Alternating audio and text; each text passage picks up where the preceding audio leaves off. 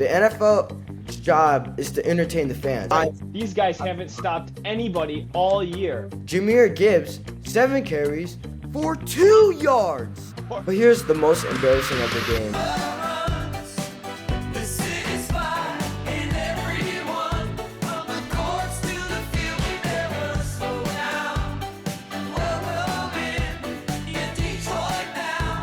Welcome back to Your Detroit Now. We got a great episode ahead of us talking Lions, Red Wings, and Pistons. Musa, are you looking forward to the show? Always have. I love it. Let's get started talking Lions football. Brutal, terrible, horrible game against the Steelers, 29-24. Musa, what do you think? This was probably the second. This is the second worst call we had this season. Of course, the Philly one was horrible. Remind everyone of the Philly one. So apparently, who ref that game? Whoever he was, he called defensive pass interference on Rocky Yassin. Well, when we looked at the replay, he didn't even hold on to him. Actually, it should have been offensive pass interference because A.J. Brown pushed off, and Rocky Yassin had great coverage. And they called defensive pass interference, and that's why we lost the game. Yeah, I mean, I think there's an argument to be made, Musa. This call last night was worse. This was horrible. This was a terrible call. I just don't understand. How come on the game on the line, you scored a touchdown, but the refs call offensive pass interference? I didn't really think it was that bad of he really pushed off that badly. Well, letter of the law, it is pass interference, but the one I actually have the biggest problem with is that Isaac Tesla pass interference. The corner pushed him in, initiated contact, therefore Tesla should not have gotten the penalty for blocking. Yeah, I also kind of saw that one, but like this one was way worse. Why would they call it game over? That's what I'm so concerned about. They call it game over, but it's a penalty. You can't end the game on a penalty. So my understanding, and correct me where I'm wrong, if the game ends on an offensive penalty that would have resulted in a score, you can decline the penalty and the game would be over. But they scored. But the Lions scored. Jared Goff, Amon-Ra pitched it back to Jared Goff, and he jumped it in for 6. Yeah, so I don't know, Musa. Why was the game over? I guess I'm also confused on that. Well, you're on the right track. I heard if it's results of an offensive pass interference, you have to end the game. But if it's a defensive pass interference, you have to continue, which makes no sense at all. It should be the same, right? It should be the same. And I'm genuinely confused. The NFL's job is to entertain the fans. How are you supposed to entertain your fans when you're making these bad calls to make you lose your fan base? Like you're gonna lose a lot of money from this. You're gonna lose a lot of well, you know what I mean. Yeah, you're gonna lose support. You're gonna lose fans. My question is, how come we're so enforcing of the rules when it comes to the Lions, but DK Metcalf literally punched a fan and got to finish the game? That should be grounds for automatic disqualification. Regardless of the suspension, we saw he got a 2-game suspension. Regardless of that, he should automatically have been disqualified. I know. I don't know why the Steelers didn't even send him out. They wanted to win this game, but you still gotta still take control of your players. DK Metcalf is the most childish person in the NFL. You punch a fan? I've never heard that in my entire life. Cannot happen at all. Musa, let's talk about the stats of the game. Why don't you talk about the team leaders, and I will go into the team stats. Gladly. Aaron Rodgers, 27 for 41, 266 yards and 1 touchdown. Jared Goff, 34 for 54, 364 yards, 3 touchdowns, and what should have been a game-winning rushing touchdown. True. Jaylen Warren, 14 carries, 143 yards, and 2 touchdowns. I have no words to say. Both of his touchdowns were 40 yards plus. That's just horrible. With 2 starting O-linemen hurt. But here's the most embarrassing of the game. David Montgomery was our rushing leader. And when you have a backup rushing leader, a backup running back, you might think that he'll rush for 40 yards, 30 yards. You would think must have had a big game, right? Must have a big game. But nope, you'd be completely wrong. 4 carries for 14 yards. That's right, not 40, 14. Horrible. Horrible. And you know what's even embarrassing? Jahmyr Gibbs, 7 carries for 2 yards. Horrible. Horrible, horrible, Fastest horrible. running back in the NFL goes for 2 yards against the worst rushing defense in the NFL. That's right. These guys haven't stopped anybody all year. I'm shocked. And this is the guy that rushed for 200 yards previous games ago, and his lowest game rushes for 2 yards, and he's the fastest running back in the NFL. I don't know what to say anymore. Horrible. It's actually extremely embarrassing. Kenneth Gainwell, 5 receptions, 78 yards, 1 touchdown. At least I had him on my fantasy team. He did good. That's points. Good. JMO, 5 receptions for 70 yards. It's just really, really embarrassing. You have the fastest receiver in the NFL had less yards than a running back, which is not meant to catch that many balls and to gain that many yards. Isn't that very embarrassing? That's extremely embarrassing. But the thing that isn't making a lot of sense to me is, how did Jared Goff have 364 passing yards, but only their highest receiver, our highest receiver, only had 70 receiving yards? Who is he throwing to? Tesla, Raymond, Amon-Ra. See, we don't have that guy anymore that Amon-Ra was. He just hasn't been that explosive and dominant this year. So, Cam Hayward, 1 sack. Aiden Hutchinson, 2. Thank God. Patrick Queen, 7 tackles for 4 solo. I think I just found a new favorite player. This guy's a beast. Jack Campbell, 16 tackles for 7 solo. Jack Campbell is the only good part of this defense. Only good part. Emilio, how about you lead us to the team stats? Yeah, let's talk about the team stats. 2 yards. Pittsburgh had 481. Detroit only had 361. Turnovers. Pittsburgh had 1. We had 0 first downs. Both teams had 23. Penalties. 8 for 89 were the Steelers. 7 for 40, the Lions. Third down, Steelers went 8 for 16 versus our 6 for 15. Fourth downs, they were 2 for 2. We were 1 for 2. Red zone, 0 for 3. We were 1 for 4. In time of possession, this is a killer. 34-06 to 25-54. I want to break these down a little bit more. Total yards, 481. I was doing a little bit of research. In the last 5 games, the Lions have allowed the opponents to get 2,293 total yards. Do you know what the average is per game? Do I want to know? 458 total yards. How can you expect to win when you are on average giving up 450 plus yards? You can't. You cannot expect to win. Let's talk about the red zone. They went 0 for 3 in the red zone, the Steelers. Why is that? That's because all 3 of their touchdowns came from exactly 45 yards. They scored from outside the red zone. My whole time, I'm wondering, where is the safety? I have no idea. I don't know how you let 2 rushing touchdowns against 3 injured starting linemen, and you have to put in 3 backup linemen. It's embarrassing. We did not deserve to win this game. I was thinking this while I'm watching that 2-minute drive at the end of the game. I'm thinking, what am I going to say on Your Detroit Now? Am I going to spin this and say the Lions never had a doubt? Am I going to say, they really had a great game? No. Lions did not deserve to win. They played horrible. They were asleep the entire first 3 quarters, and you can't expect to win a game in the NFL by only playing the 4th quarter. Emil, can I point something out? Please. In the last 6 games, we had 3 starting centers, 3 different types of centers. The last 6 games. It's horrible that we cannot get some consistency. And then how about that emotional high we all went through when we thought Frank Ragnow was coming back, only to fail the physical? It's horrible. He tore his hamstring running the 40-yard dash. This is horrible.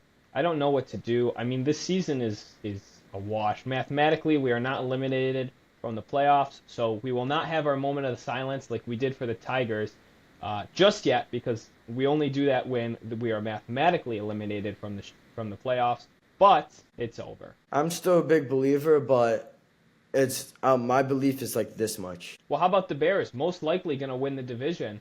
Ben Johnson. We didn't know how good we had it. They started the season, well, 0-3, and they won the last 11 of their 12 games. Something like that. Something incredible. Caleb Williams playing really good. So I don't know. Ben Johnson, come home, please. Please, you were amazing with us. It's a killer this season. Defense is killing us more than anything. It's really the defense that I'm putting all the blame on. Well, like the last 3 seasons, our offense was way harder than our defense. We really weren't known for a good defense. Yeah, but like what I just said in the numbers, you can't expect to win games if you're giving up 450 plus yards. I mean, know. Our offense is scoring. It's just it's tough to score, 35 points a week. Yeah, I know. So I blame the defense. Any final thoughts before we head over to Pistons, Musa? No, this is the first time I have no thoughts. Yeah, play the Vikings on Christmas Day. And they don't have J.J. McCarthy. No J.J. McCarthy. Technically, need a win to have a chance at the playoffs. So things are looking scary. Things are looking bad. All right, Musa, let's head over to Pistons. So Pistons have won 8 of the last 10, currently first in the Central Division with a record of 23-6. Musa, let's talk about that game last night against the Trailblazers. We saw Cade foul out early into the fourth quarter, and that led the Pistons to go on a 3.5-minute point deficit. 0 points scored for the Pistons after Cade Cunningham fouled out. This is pretty concerning to me, the fact that the Pistons rely on Cade this much. I know.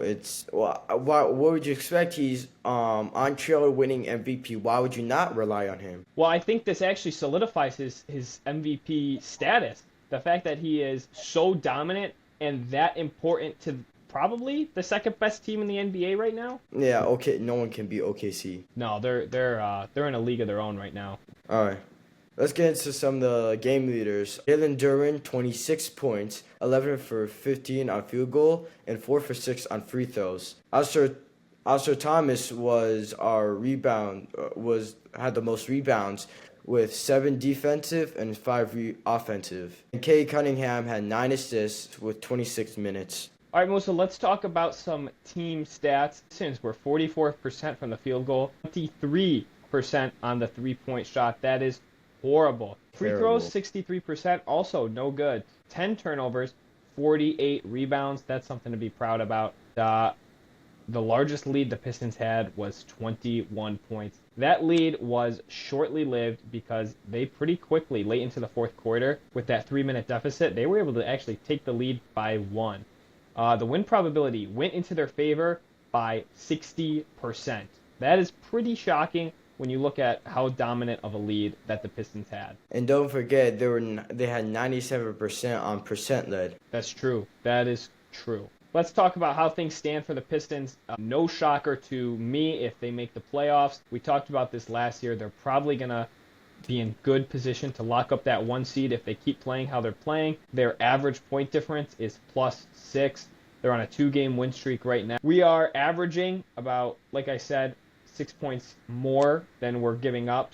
We're averaging 118. We're giving up, on average, 112. So nothing too concerning with the Pistons. I love what I'm seeing. The only thing that I can really think of to, really kind of get on these guys about is how dominant Cade is. The rest of the team needs to step up, and it's a little bit concerning that we don't have a dominant number 2. Jordan had Rodman and Pippen. LeBron had Dwayne Wade. Who's Cade's number 2? Could it be Jalen Duren? I mean, it could be, but we haven't seen him take that leap that we need to see. Yeah, I agree. So it's if we want to build this up to be something outstanding, we're gonna need a clear number 2, and we just don't have that yet. I agree. I actually do agree. Actually. We're heading over to Red Wings, where they're currently on a 2-game winning streak, and they will play tonight at 6:30 p.m. Yeah, Red Wings are sitting at 7-2-1 in the last 3 games. Their goal differential is -3. We've talked about how concerning that is, especially with the Tampa Bay Lightning right behind them with a +22 goal differential. Things are a little bit concerning, but first in the Atlantic Division, tight race. We're only up by 2 points, so really it's anyone's game right now. Let's talk about some of the stats around the game. Red Wings, 27 shots, 16 hits. 2 penalty minutes, and 50.9% face-off.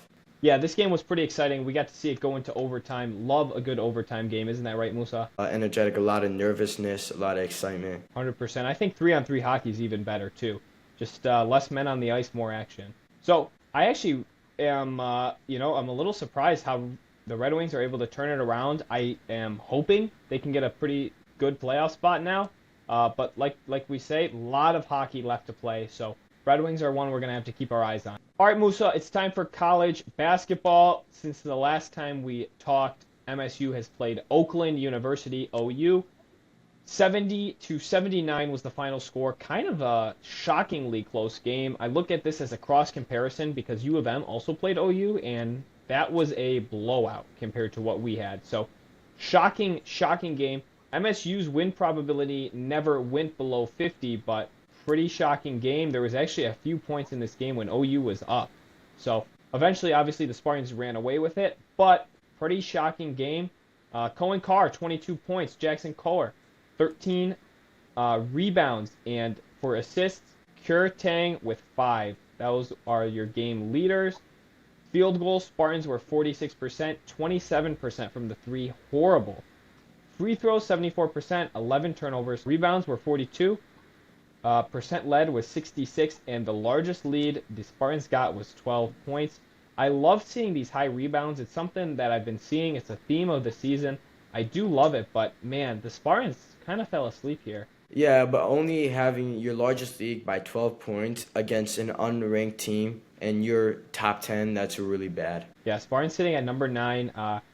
Tied for first in the Big Ten. So we're about to start some of these Big Ten matchups, starting with Nebraska, USC, Northwestern, and so on. Circling our calendar, Musa, we keep bringing it up, but that number 2, U of M, January 30th. I am so excited. All right, Musa, with that, I'll send you to U of M basketball. Why don't you tell us what's going on in Ann Arbor? Gladly. Let's head over to U of M basketball with an exciting blowout win against the La Sella Explorers. 102-50. Wow. OMG. We over double the points. That's amazing. Yeah, that was pretty dominant. Let's talk about some of the game leaders around the game. Trey McKenney had 17 points, 5 for 8 on field goal, 4 for 4 on free throws. Ade Mare had 10 rebounds, 7 defensive and 3 offensive. And Yaxel Lendenberg had 5 assists with 21 minutes. Let's talk about some of the team stats. 55% on field goal percentage, 34 for 62, 48% on the 3-point, 14 to 29, and 67 on the free throw, 20 for 30. Turnovers 10, rebounds 40%, led 92%, and largest lead was 56. Absolute dominance, Leo. 100%. And Emil, I'd like to point something out. Incredible. Right when the game started, not halftime, not end of quarter, not halftime, not end of second half, not end of the first half, but the beginning of the game. This close, we had 100% chance of winning the game. How incredible is that? I mean, it shows you how dominant U of M is right now, and even the matchmakers know how good the Wolverines are. Way better than the MSU. All right. Well, I guess we'll see on the head-to-head, won't we? Yeah, we will see. I guess so. Even though MSU football is over, it doesn't mean Michigan football is over. We all know we were in the Cheez-Its Bowl against Texas at December 31st, New Year's Eve, but we didn't talk about this on the last show, didn't we, Emilio? We did not. I probably saw the worst offseason the Wolverines ever had. Worst offseason. Pretty horrible offseason. That is correct. And the season's not even over. Yes, we did talk about Sharon Moore getting fired and him going to jail, but we didn't talk about LSU offering Bryce Underwood $20 million. Pretty shocking number right there. Pretty shocking. Even though the Wolverines are not going to give up without a fight, but I did hear Bryce Underwood unfollowed Michigan on Instagram and followed LSU.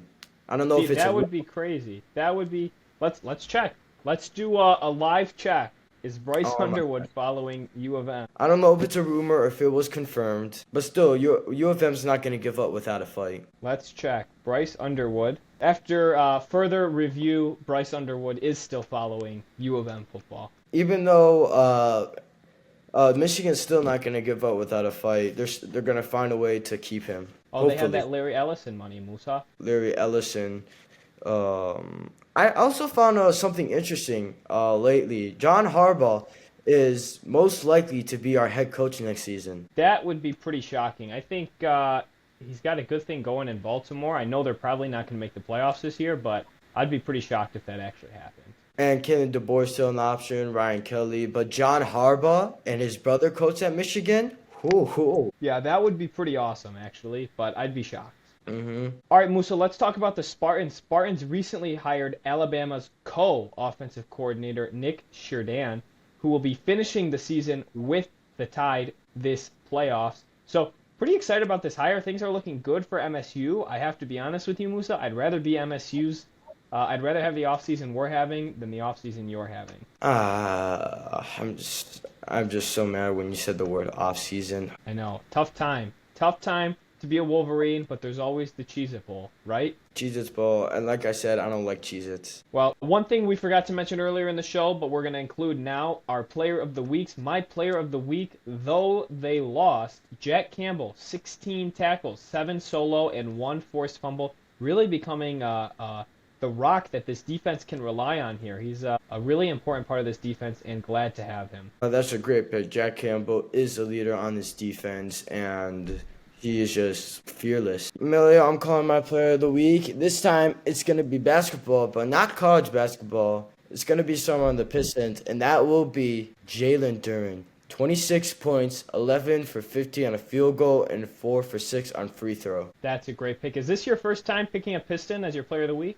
Yeah, it is, honestly. So special congratulations to Jalen Duren. All right, Musa, let's hit the phones. First question comes from Mike in Ann Arbor. Mike wants to know, did you guys totally give up on the Lions? My answer to you, Mike, is yes. Lions season is over. They're playing horrible. We've mentioned the stats, but really there's no energy like there was last season. Who would have known the highest that this offense would have gotten is the NFC Championship 2 years ago? This is a Super Bowl team. I don't think our window is closed, but it's not happening this year. Well, mathematically, we still have a chance. Yeah, but it's probably not going to happen. I'm not banking on it to happen. Like I said, I'm still a believer, but my belief is like this much. So have you given up on the Lions? Like I said. Okay. You know what's worse? Being a Chiefs fan. That's true. Things are not looking good in Kansas City. Lost Patrick Mahomes for the year. Have a negative record, missed the playoffs. Went 15-2 last year. Made the Super Bowl. That sucks to be them. At least we're not them. That's true. Next question comes from Tim in Birmingham. Tim wants to know, what does your Detroit Now have in store for next year? Tim, that's a great question. Musa and I have been in the works on a special project. Hope to release that soon. But great question. Your Detroit Now is looking forward to 2026, and hopefully we can have a great year ahead. But special production coming soon. Yeah, stay tuned. Stay tuned for more sponsorships and hopefully our first special guest. Very, very true. We have big plans for this podcast, so stay tuned. 100%. Special reminder about the Gmail in the description. That's how Tim and Mike and everyone else who has been able to leave questions have been doing it. So just again, an additional reminder about the Gmail in the description below. Merry Christmas and a Happy New Year from Your Detroit Now. Thank you for watching. Thanks for watching. Thank you for 50 subs, by the way. We did it, Musa. We did it, 50 subs. And I'm telling you, there's a lot more coming. There's a lot more subs rolling in. Thank you so much for watching. Please come watch our next video. Subscribe. Have a happy Christmas. Have a Merry Christmas. Happy New Year's. And this is Your Detroit Now.